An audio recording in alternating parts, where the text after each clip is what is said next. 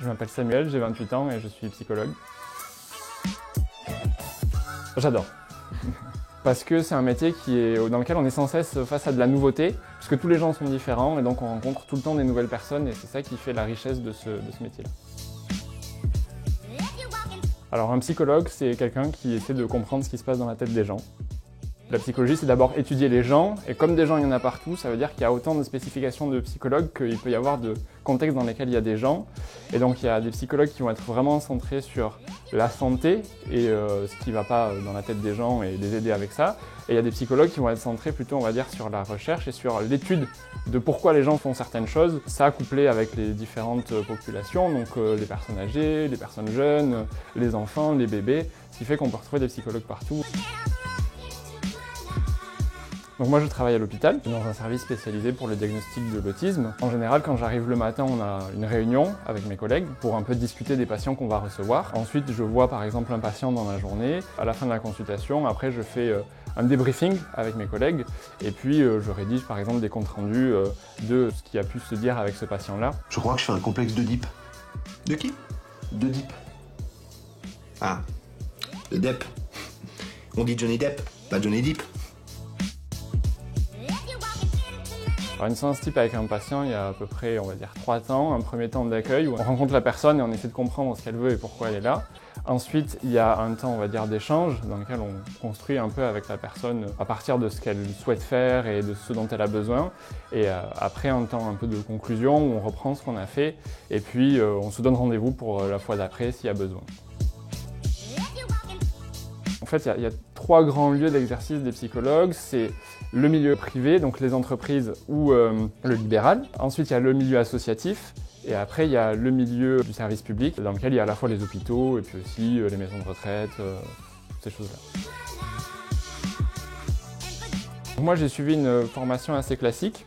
J'ai fait d'abord une licence de psychologie dans 2 universités différentes.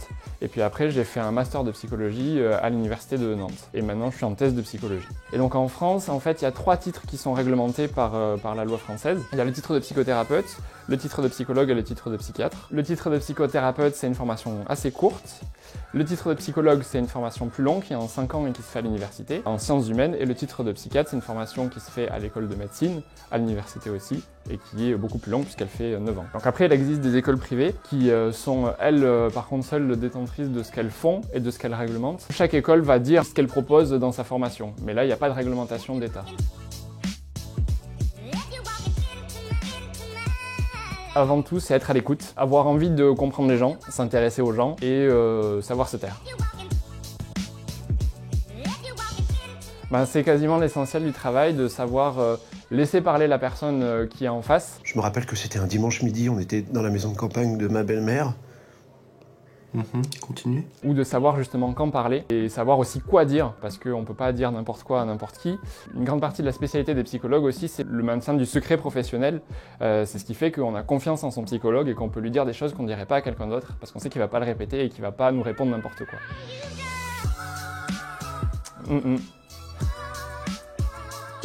L'inconvénient du métier, je dirais que c'est le fait que ce soit assez mal reconnu en France et assez mal connu par le public aussi, ce qui veut dire que le salaire n'est pas forcément à la hauteur des missions et des enjeux de la profession. Un psy va toujours chez le psy, c'est particulièrement important, c'est comme une ceinture de sécurité. Mes patients, s'ils savaient ce qui se passe dans ma tête.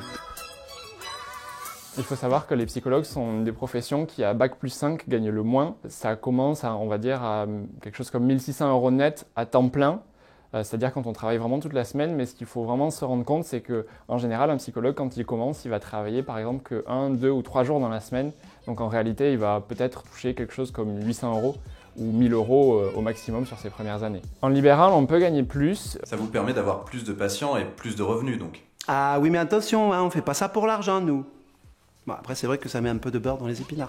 Après, c'est difficile de s'installer quand on est jeune professionnel en libéral parce que c'est risqué et c'est une pratique qui demande aussi de l'expérience et du réseau. Plein de choses qu'on a normalement quand on a déjà bâti une carrière, mais qui, quand on sort de l'université, représentent quand même une certaine difficulté. La profession de psychologue, c'est une profession pour laquelle l'insertion professionnelle est souvent assez difficile. En fait, il y a vraiment deux cas de figure. Soit on fait une formation à l'université et à la fin du stage de dernière année, par exemple, on va avoir la possibilité de s'insérer tout de suite parce que dans l'endroit où on a fait son stage, on peut par exemple avoir un poste. Soit souvent on va passer par des recherches qui peuvent être assez longues et ça peut prendre facilement 1, 2 ou 3 ans avant de pouvoir trouver son premier emploi dans un hôpital ou dans un endroit où on voudrait travailler. Moi, j'aime beaucoup le service public et je trouve que travailler à l'hôpital, c'est une très belle mission. Après, bien sûr, la vie professionnelle et l'évolution de chacun fait qu'à un moment donné, peut-être qu'on a besoin de plus d'argent ou plus de stabilité.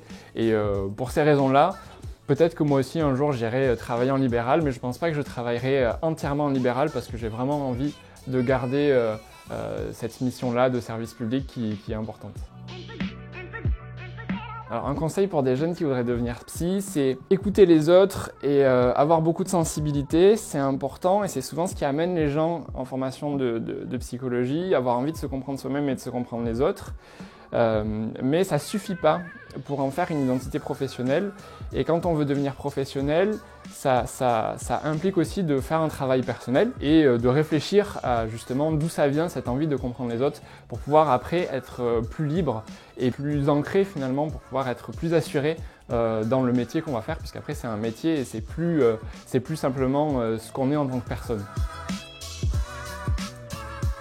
En fait, il se passe beaucoup de choses drôles pendant l'activité ou pendant le travail, mais on va dire par fidélité ou par respect aussi pour les patients, on ne peut pas vraiment les raconter à l'extérieur.